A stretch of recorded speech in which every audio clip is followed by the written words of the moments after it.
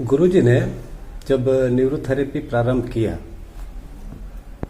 तो उस समय काम के आधार पे अपने जैसे जैसे वो लोगों को ठीक करते गए तो उसके हिसाब से उन्होंने कुछ मान्यताएं बनाई।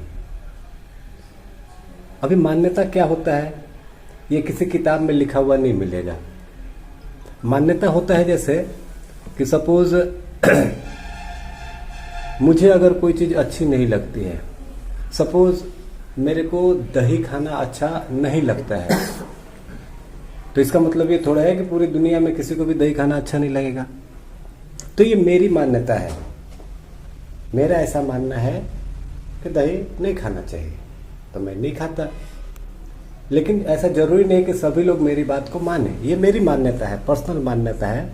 तो वैसे ही न्यूरोथेरेपी के विषय में गुरुजी ने उस समय कुछ मान्यता बनाई।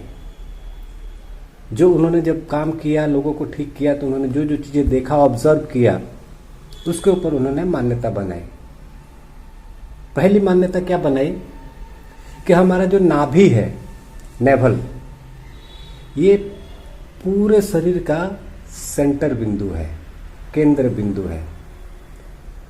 अगर कोई इंसान हाथों को ऐसे ऊपर करके और सीधा खड़ा हो जाए तो आप उसके फीता लेकर के नाप के देखना, नाभि से इस उंगली की ऊंचाई और फिर नाभि से पैरों की उंगली की दूरी जो है वो सेम रहेगी। बंदा अगर लेटा हुआ है तो नाभि से उसके दाहिने तरफ माप के देखो और नाभि से बाएं तरफ का बेड नाप के देखो, दोनों हमेशा बराबर होंगे। और ये बराबर होने के कारण ही एक चीज और भी पता चला कि इसका मतलब पेट के अंदर या आसपास जो भी ऑर्गन्स है, जितने भी अंग है, जैसे पैनक्रियाज है, लीवर है, गॉल ब्लैडर है, स्प्लीन है, ओवरीज है, टेस्टिस है, स्मॉल इंटेस्टाइन है, लार्ज इंटेस्टाइन है, बहुत सारी चीजें हैं। तो हर चीज के लिए एक फिक्स दूरी है नाभि से कि लीवर कितने दूर पे रहेगा, पैनक्रियाज कितने दूर पे रहेगा, छोटी आंत कितनी दूरी पे रहेगी, बड़ी आंत का असेंडिंग कॉलन जो ऊपर चढ़ने वाला हिस्सा है वो कितने दूर पे रहेगा, ट्रांसवर्स कॉलन कितने दूर पे रहेगा और डिसेंडिंग कॉलन कितने दूर पे रहेगा। तो इससे एक मामला समझ में आया कि अगर नाभि अपना जगह से ऑफसेट हो गया तो ये जो दूरी है ये भी गड़बड़ हो जाएगा, नहीं हो जाएगा। मान लो आप लोग दोनों 5 मीटर की दूरी पे खड़े हो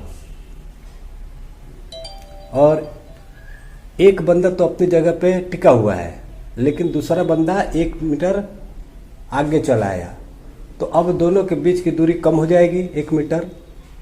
तो वैसे ही नाभि अगर अपसेट हो जाए तो इसके चारों तरफ जितने भी ऑर्गन्स है ना, उन सब में उथल पुथल मच जाता है, उनको कुछ ना कुछ प्रॉब्लम शुरू हो जाएगा। चाहे लूज मोशन शुरू हो जाएगा, चाहे कॉन्स्टिपेशन शुरू हो जाएगा, चाहे पेट में दर्द शुरू हो जाएगा, गैस बनना शुरू हो जाएगा, पेट में दर्द होने लगेगा, मरोड़ होने लगेगा, बहुत तरह की प्रॉब्लम्स हो सकती है।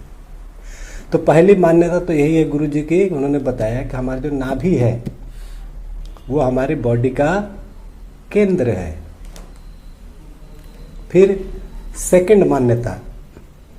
सेकंड मान्यता में उन्होंने देखा कि चाहे बीमारी कोई सी भी हो, कोई भी चीज की बीमारी हो, लेकिन पेट के कुछ कुछ जगहों पे हम दबा के देखते हैं तो कुछ एक जगहों पे दर्द होता है दबाने पे।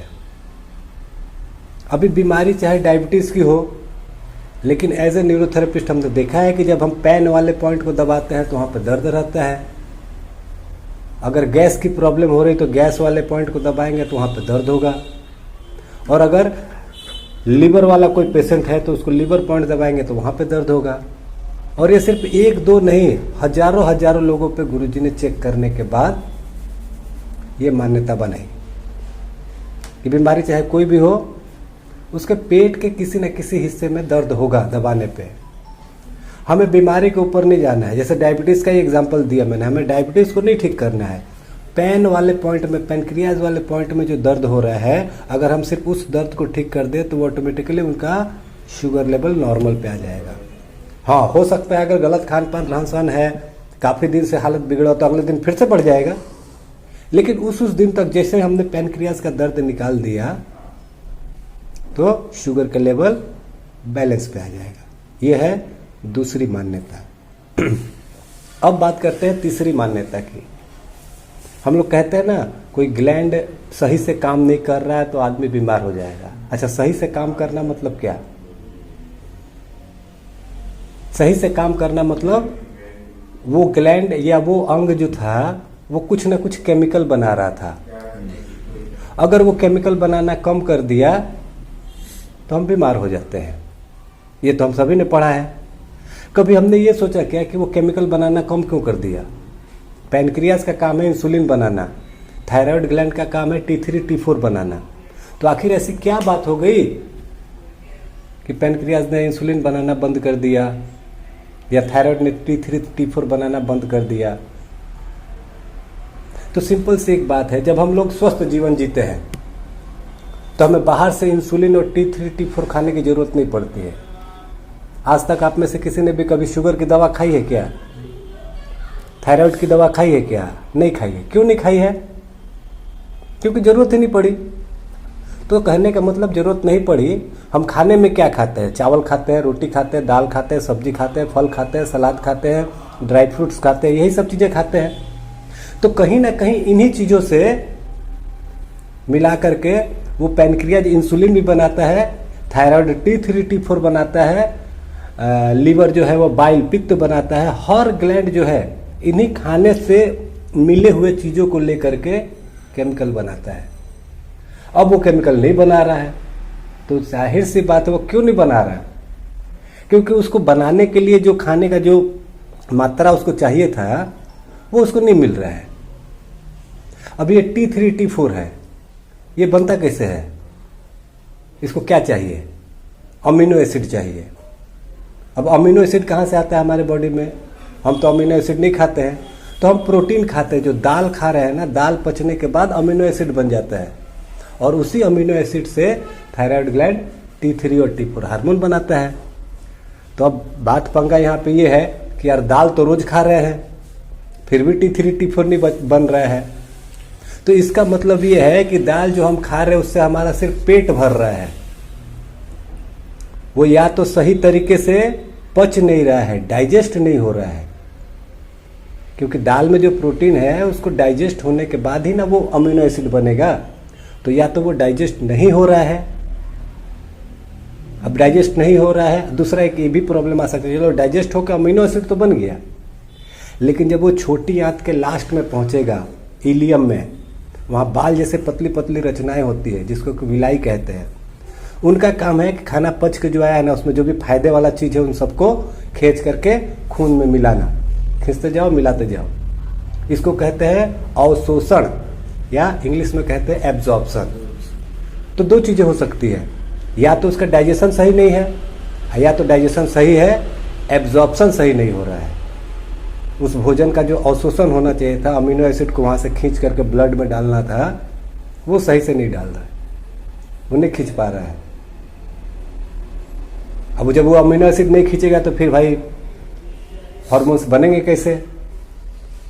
तो इसलिए थायराइड भी अपना चुपचाप बैठा पड़ा है कि नहीं रहने दो, मेरे को भी कुछ नहीं बनेगा। वो भी चुपचाप बैठा हुआ बेचारा। एक मिस्त्री है जो घर बनाता है, वो घर तो बहुत अच्छे से बनाता है, लेकिन घर बनाने के लिए उसको कुछ सामान तो चाहिए, रेती चाहिए, ईंट चाहिए, सीमेंट चाहिए। अभी हमने मजदूर को तो बुला लिया, मिस्त्री को बुला लिया, और हमारे पास ईंट है ही नहीं, सीमेंट है ही नहीं, तो क्या करेगा? दिन भर बैठे रहेगा, शाम को वापस जाएगा अपनी दिहाड़ी लेकर के। तो वही चीज़ें होती है हमारी बॉडी में भी। तो कहीं ना कहीं अगर कोई केमिकल हमारे शरीर में कम बन रहा है तो इसका मतलब ये है कि हम जो खा रहे हैं वो या तो ठीक से डाइजेस्ट नहीं हो रहा है या तो फिर ठीक से एब्जॉर्ब नहीं हो रहा है। तो इन दोनों के लिए गुरुजी ने देखा, हम लोग जो यूडीएफ ट्रीटमेंट देते हैं, इसी को हमारे न्यूरोथेरेपी की भाषा में यूडीएफ कहते हैं। मतलब हम जो खाएं वो या तो पचा तो एब्जॉर्ब नहीं हुआ, वैसे का वैसे ही स्टूल में चला गया। तो यही है UDF, undigested food in motion. तो गुरुजी ने अपनी तीसरी मान्यता में यही बताया कि जब भी कोई बड़ी बीमारी हो तो समझ जाना उस बंदे को कभी न कभी कहीं न कहीं कुछ न कुछ यूडीएफ का प्रॉब्लम जरूर है। तो ये थी तीसरी मान्यता। आगे बात करेंगे और भी मान्यताओं के बारे में नेक्स्ट चैप्टर में। Thank you.